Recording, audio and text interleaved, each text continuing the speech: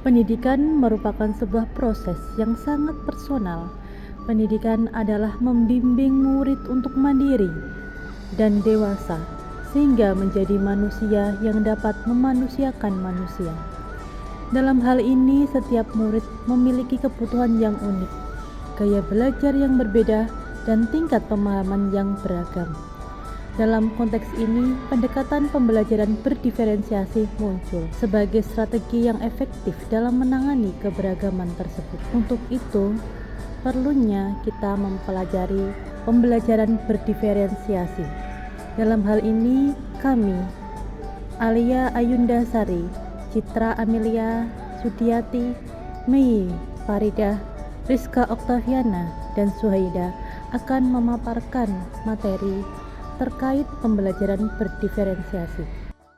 Oke, pada kesempatan ini kelompok kami akan membahas yang pertama mengenai pengertian pembelajaran berdiferensiasi, yang kedua ciri-ciri dan hal-hal yang perlu disiapkan dalam pembelajaran, dan yang ketiga yaitu contoh-contoh yang relevan. Baik, pada kesempatan yang baik ini izinkan saya untuk memaparkan pengertian dari pembelajaran berdiferensiasi. Pembelajaran berdiferensiasi merupakan pembelajaran yang menggunakan berbagai media pembelajaran untuk memenuhi kebutuhan individual peserta didik. Di sini, guru akan bertemu dan berinteraksi dengan siswa dengan tingkat pemahaman yang sebanding, sehingga siswa akan merasa tertantang untuk mengikuti pembelajaran.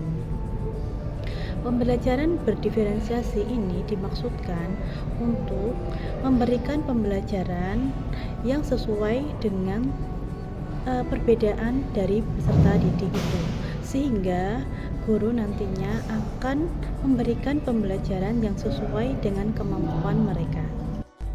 Selanjutnya adalah unsur-unsur pembelajaran berdiferensiasi. Yang pertama adalah konten. Konten merupakan materi yang disiapkan oleh guru dengan menyesuaikan keberagaman siswa. Dalam pembelajaran berdiferensiasi, ada dua cara membuat konten pelajaran yang berbeda, yaitu yang pertama, menyesuaikan apa yang akan dipelajari oleh siswa berdasarkan tingkat kesiapan dan minat belajar siswa. Yang kedua, menyesuaikan bagaimana konten yang akan dipelajari itu akan diperoleh oleh siswa berdasarkan gaya belajar yang dimiliki oleh masing-masing siswa. Yang kedua adalah proses. Pada bagian ini, proses merupakan kegiatan yang disesuaikan dengan keberagaman dan kebutuhan siswa. Kegiatan yang dimaksud adalah kegiatan yang bermakna bagi siswa sebagai pengalaman belajarnya di kelas, bukan kegiatan yang tidak bermakna atau tidak berkolerasi dengan apa yang sedang dipelajarinya. Yang ketiga adalah produk.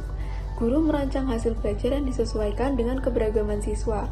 Biasanya, produk ini merupakan hasil akhir dari pembelajaran untuk menunjukkan kemampuan pengetahuan, keterampilan, dan pemahaman siswa setelah menyelesaikan satu unit pelajaran atau bahkan setelah membahas materi pelajaran selama satu semester. Dan yang terakhir adalah lingkungan belajar. Lingkungan belajar meliputi ruang fisik dan psikologi. Guru dapat menyesuaikan kelas, struktur waktu, dan dukungan sosial. Baik, selanjutnya contoh keberagaman. Murid-murid yang memiliki kesulitan memahami bahasa yang digunakan di kelas karena ia murid yang baru pindah dari daerah lain.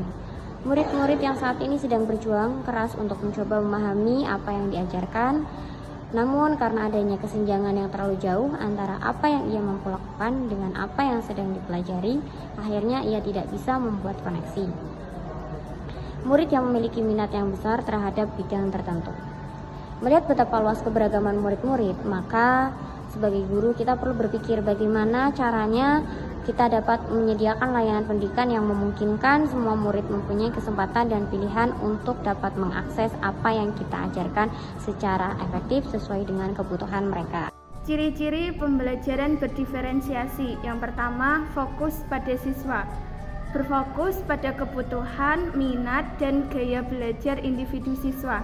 Yang kedua, fleksibel dan adaptif.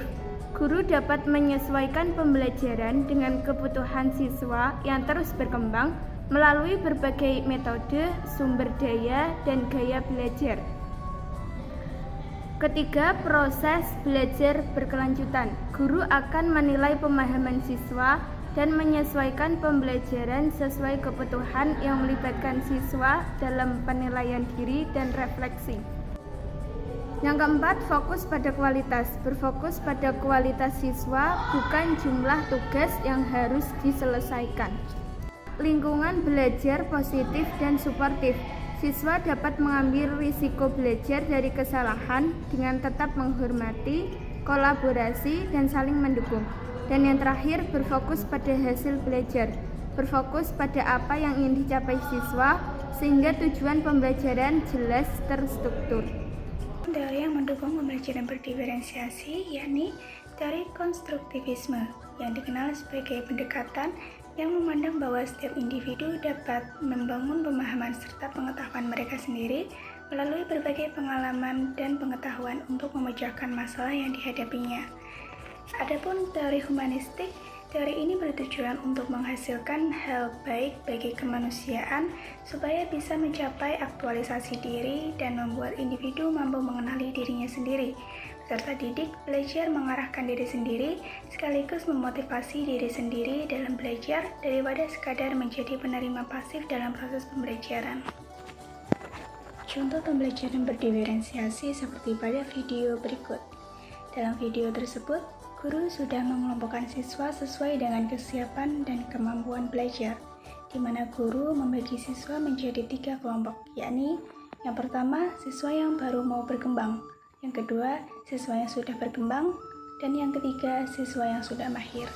Masing-masing dari kelompok ditentukan melalui asesmen diagnostik yang dilaksanakan di awal pembelajaran.